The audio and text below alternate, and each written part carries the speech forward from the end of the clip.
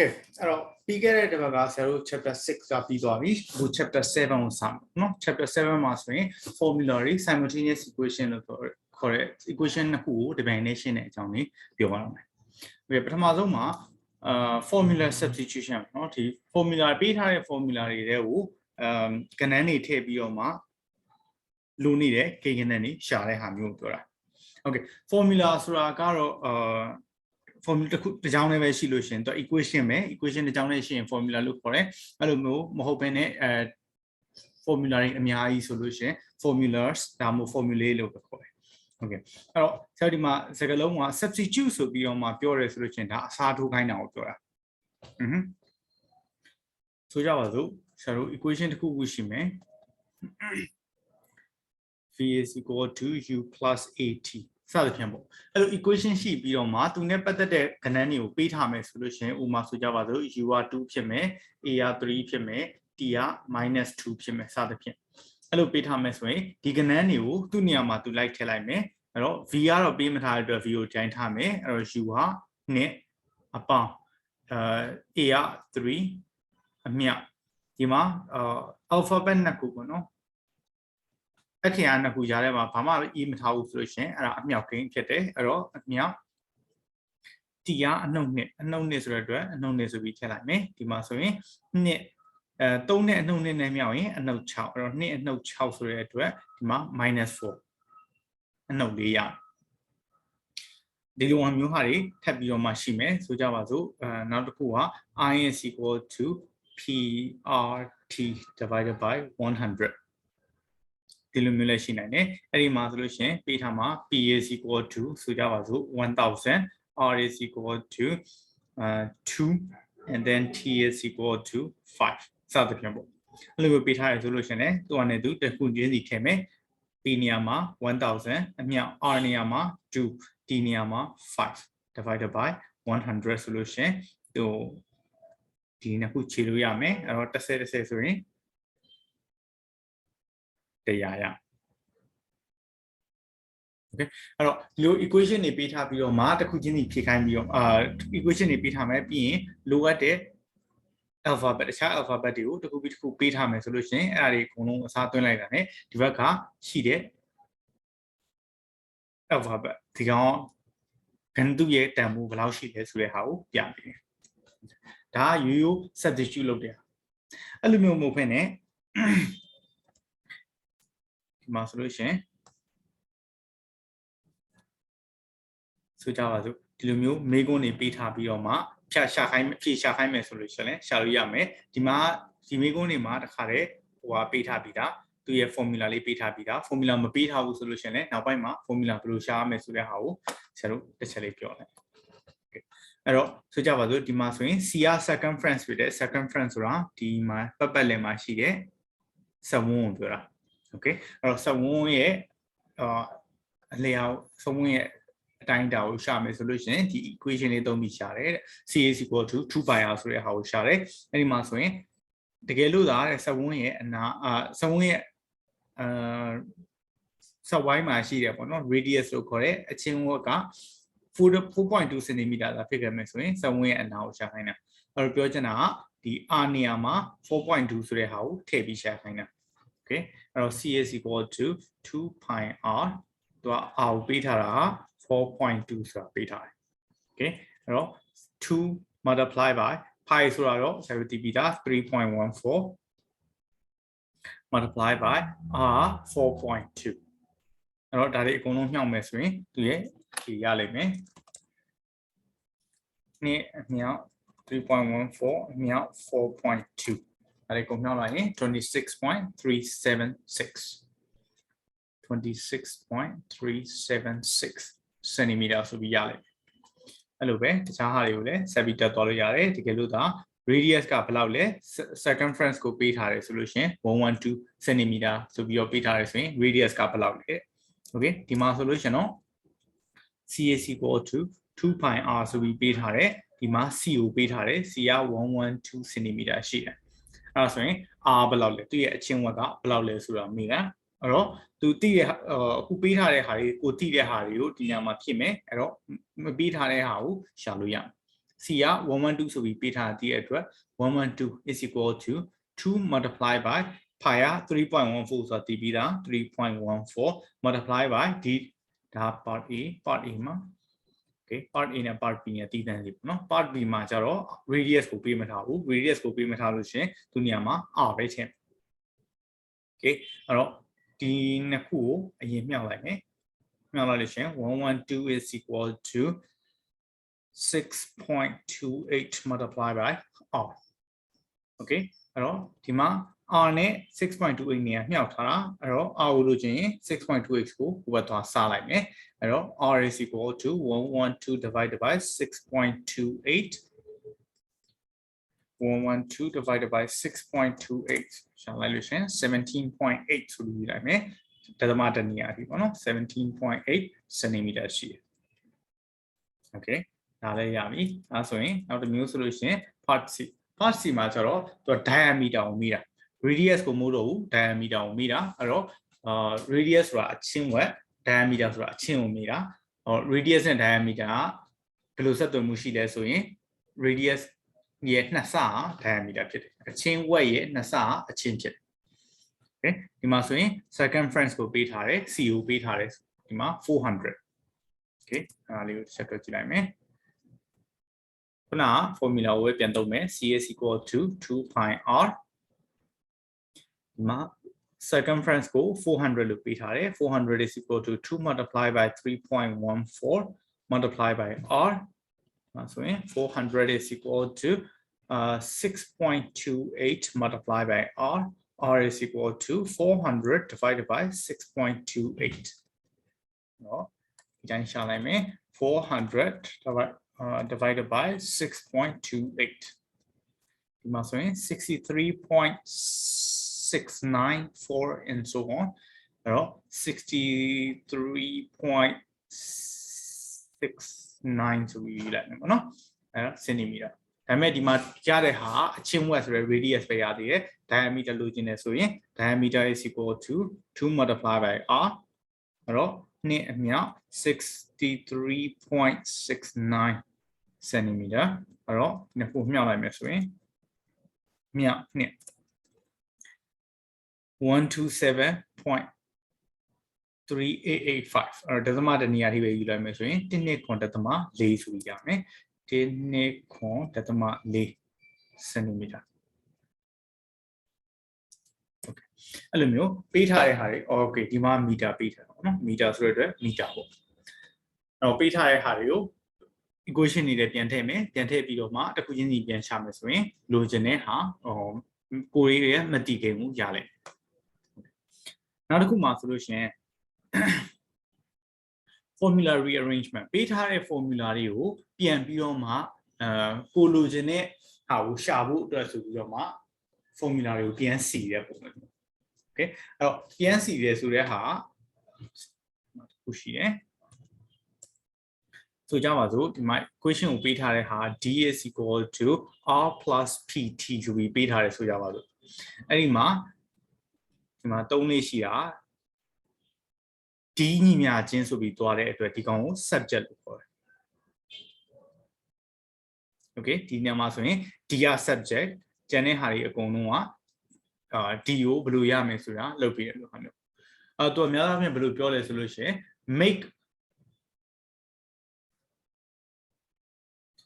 make r the subject ပြောချင်တာ r ညီမျှချင်းဘာရတယ်ဆိုပြီးတော့မှပြောင်းခိုင်းတာဒါမှမဟုတ်လို့ရှင် make p as a subject ဆိုရင် p ညီမျှချင်းဘာရတယ်ဆိုတော့ပြောင်းခိုင်းတာအဲ့လိုပဲ make t as a subject ဆိုရင် t ညီမျှချင်းဘာရတယ်ဆိုတော့ပြောင်းခိုင်းတာ okay အဲ့တော့ချိန်ကြတော့ဒီမှာတော့ r ကိုပြောင်းခိုင်းနေဆိုတဲ့အတွက် r ကိုထားခဲ့မယ်ကျန်တာတွေအကုန်လုံးကိုဟိုဘက်ပို့မယ်ဒီမှာ plus pt ကိုဟိုဘက်ပို့ရင် minus pt ရမယ်အဲ့ဒါဆိုရင် d minus pt is equal to r ဖြစ်သွားမယ်အဲ့ဒါဆိုရင်ဒီမှာ r subject ဖြစ်သွားပြီ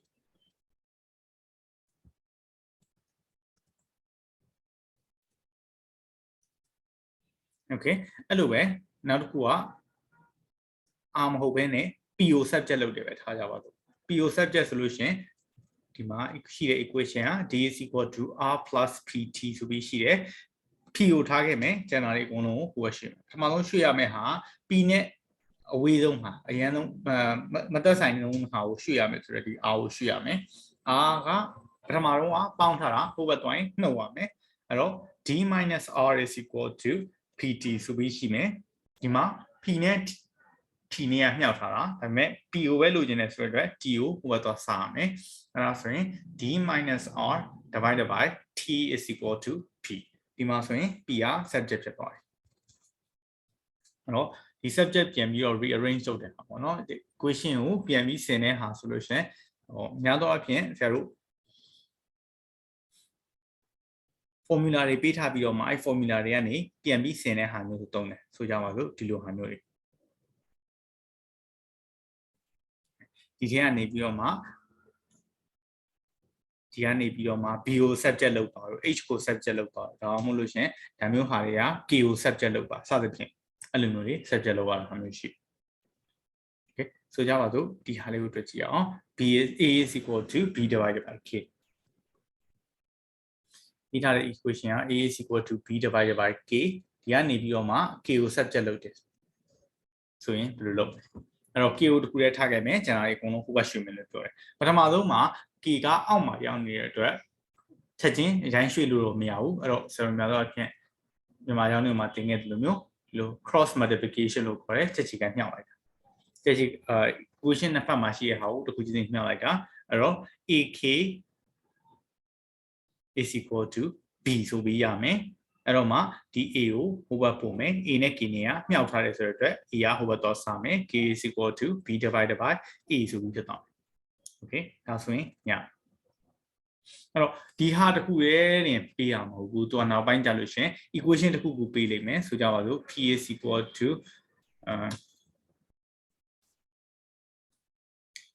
ab divided by t multiply by 100စသဖြင့်ဒီလိုပေးထားတယ်ဆိုကြပါစို့အဲ့ရနေပြီးတော့မှပေးထားမယ်ပထမဆုံးက make a as part a နော် as the subject အဲ့ဒါဘာပြောလဲဆိုရင် a မြချင်းဘာရလဲဆိုတော့အရင်ရှာခိုင်းတာပြီးတဲ့အချိန်ကျတော့မှ find a if p is equal to 30 b is equal to 5 and t is equal to 2ဒီလိုပေးထားပြီးတော့မှအဲ့ကနေ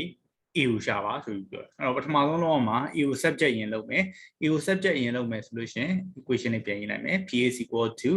ab 100 multiply by 100 divided by t okay အဲ့တော့တစ်ခုချင်းစီရွှေ့မယ်ဒီ100ကမြှောက်ထားတာဆိုတော့ဟိုဘက်သွားရင်စားရမယ်ဒီ t ကစားထားတာဆိုတော့ဟိုဘက်သွားရင်မြှောက် okay အဲ့နှစ်ခုအရင်လုပ်မယ်ဆိုရင် p divided by 100 multiply by t ဆိုတဲ့အတွက်ဒီမှာပဲ t ရေးလိုက်တော့မယ် is equal to ab ဖြစ်သွားမယ်ဒီကနေပြီးတော့မှ b ကိုဟိုဘက်ရွှေ့လိုက်မယ် b ကိုဟိုဘက်ရွှေ့မယ်ဆိုရင်ဒီမှာရတာ a is equal to pt divided by 100b ဒီလိုရပြီးတော့မှ part b ကိုဆက်တွက်မယ်ဆိုရင်ဒီမှာပေးထားတဲ့ဟာတွေအကုန်လုံးကိုသူ့နေရာနဲ့သူထည့်မယ်ထည့်ပြီး a ကိုရှာလိုက်အဲ့ဒါဆိုရင် a is equal to p နေရာမှာ30ထည့်မယ်30အမြောက် t နေရာမှာ2ထည့်မယ်အစား100အမြောက် b က5 okay အဲ့လိုမျိုးစလိုက်ပြီဆိုရင်ဖြေရလိမ့်မယ်30အမြောက်2အစား900 0.12 a က 0.12 okay အဲ့တော့ rearrange လုပ်တာလည်းမဟုတ်ဘူး rearrange လုပ်ပြီးဆိုလို့ရှိရင်သူပေးထားတဲ့ number တွေကိုပြန်ပြီးအစားထိုးပြီးတော့ကဏ္ဍတွေကိုပြန်ရှာဖို့အတွက်လုပ်တာ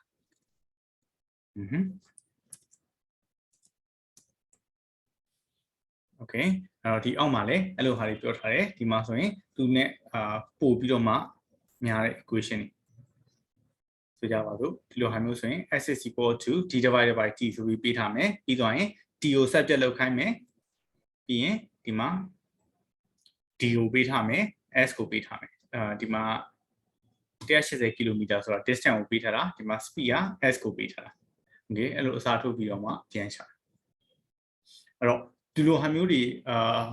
ဒီလိုမျိုးဟာကိုကျွမ်းကျင်လောက်ထားနိုင်မှာနောက်ပိုင်းကျလို့ရှင်ဒီတက်ကပို့ပြီးခက်တဲ့ဟာတွေဆိုရင်အလွယ်တကူဖြည့်ရှင်းလို့ရနောက်တစ်ခုက formula derivation formula derivation ဆိုတာကပေးထားတဲ့အကြောင်းအရာကနေပြီးတော့မှ formula ရအောင်ထုတ်တာဆိုကြပါစို့ပထမဆက်လာခြင်းဆရာတို့ရင်းနှီးခဲ့တဲ့ formula တွေရှိမယ်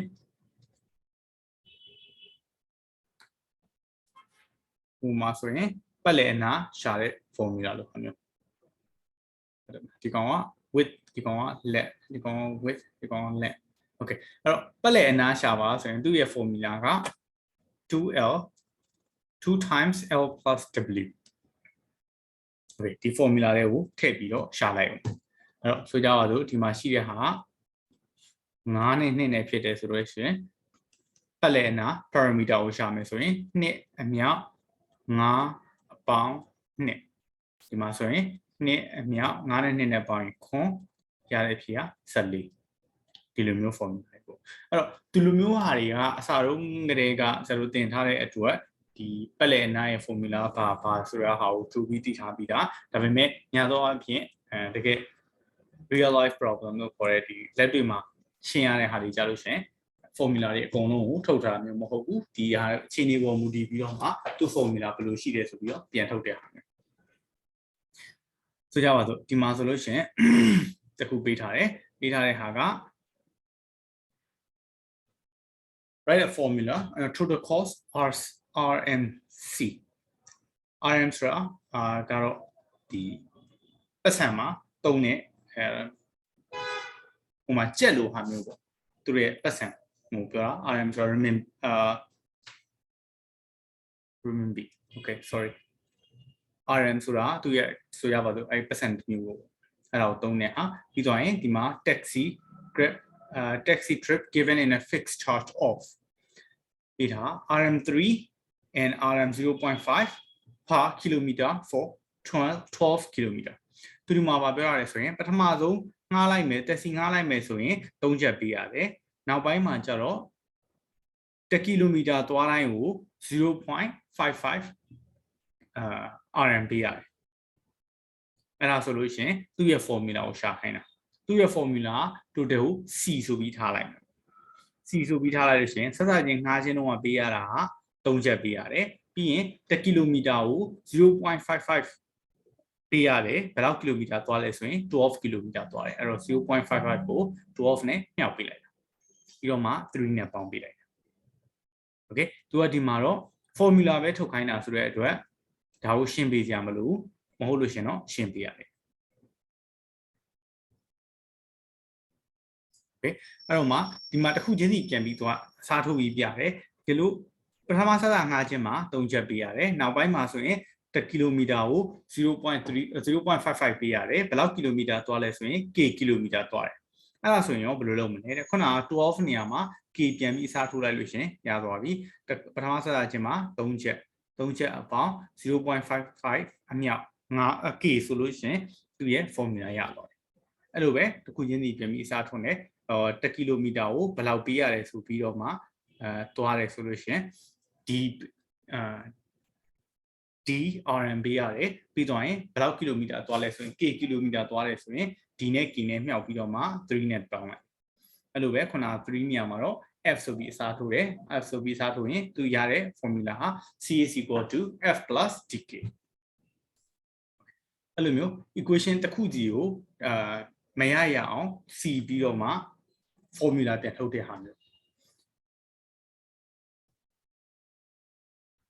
အနေငယ်ကြိုးစားပြီးတွက်လိုက်လို့ရှင်ဒီ formula ထုတ်တဲ့ဟာလည်းပြပြချင်းလွယ်သွားလိမ့်မယ်မဟုတ်လို့ရှင်တော့ဒီ formula ထုတ်တဲ့ဟာမှာတောင်းကြတာတော်တော်များများဒုက္ခရောက်လို့ရှိတယ်ပေါ့အဲ့တော့တခုပြောရမယ်ဆိုရင်ဆိုကြပါစို့ဒါကိုဖတ်လိုက်မယ် write a formula for amount A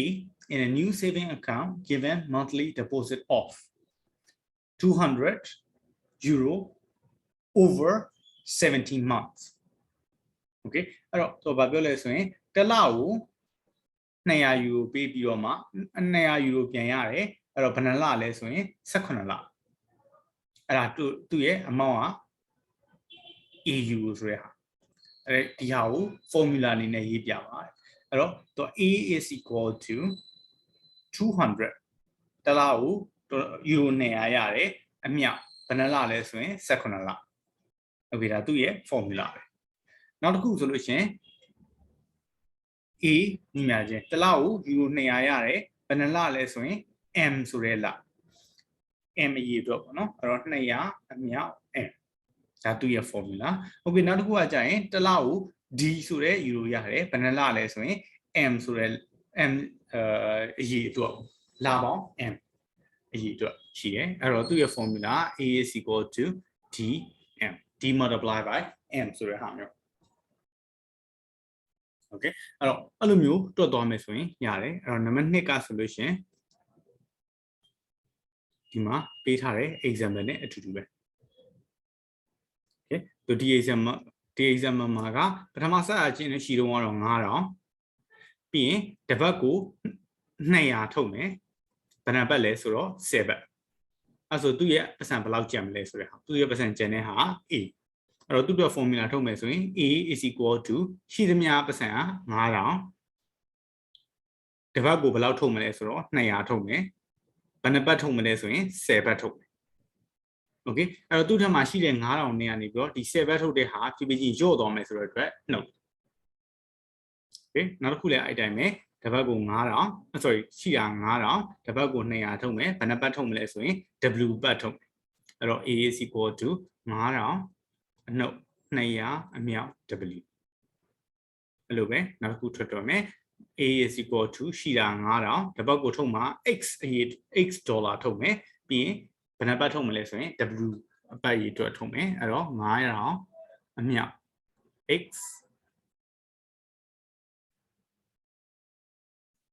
9000အနှုတ် XW နောက်ဆုံးမှာကျတော့ရှိတဲ့ပတ်စံက B ထုတ်တာ X တစ်ပတ်ကို X ဒေါ်လာထုတ်မယ်ဘယ်နှပတ်လဲဆိုရင် W ပတ်နောက်ဆုံးမှာ A is equal to B minus XW okay အဲ့လိုမျိုးတွေ့တာအဲ့တော့နံပါတ်2ကလည်းအဲ့လိုပုံစံမျိုးပဲအဲ့တော့ဆရာအနေနဲ့ဒီနေ့အင်္ဂါပေးလို့ရှင်နံပါတ်2ကိုထည့်ပြီးပေးလိုက်ဒီမှာသုံးတဲ့ဟာတွေကြတော့အမ plus ဆိုလို့ရှင်တော့ပေါင်းတာပဲဘုံတည်တယ် time ဆိုလို့ရှင်မြောက်တာ time ဆိုပြောလို့ရှင်မြောက်တာ divide ကတော့စားတာတည်ပြီးသားmultiply လို့သုံးတာလို့နေတယ် okay subtract ဆိုရင်နှုတ်တာကိုပြောတာ